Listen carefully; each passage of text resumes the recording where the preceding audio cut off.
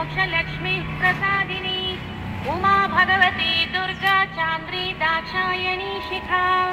प्रत्यङ्गिराधरा वेला लोकमाता हरिप्रिया पार्वती परमादेवी ब्रह्म विद्या प्रदायिनी अरूपा बहुरूपा च विरूपा विश्वरूपिणी पंचभूतात्मिका वाणी परमात्मात्मिका परा कालिमा पंचिका वाग्मे हविप्रत्यधिदेवता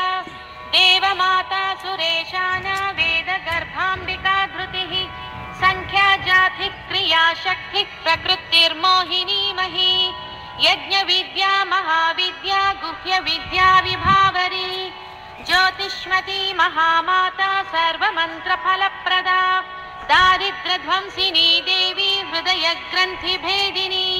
सहस्रादित्य संकाशा चंद्रिका चंद्ररूपिणी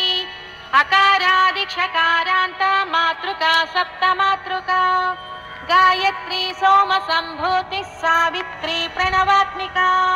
शांकरी वैष्णवी ब्राह्मी सर्वदेव नमस्कृता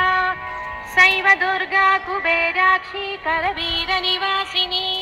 जया च विजया चैव जयन्ती च पराजिता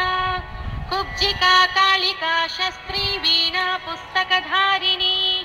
सर्वज्ञ शक्ति श्री शक्ति ब्रह्म विष्णु शिवात्मिका इडा पिंगलिका मध्ये मृणाली तंतुरूपिणी यज्ञेशानी प्रथा दीक्षा दक्षिणा सर्वमोहिनी अष्टांग योगिनी देवी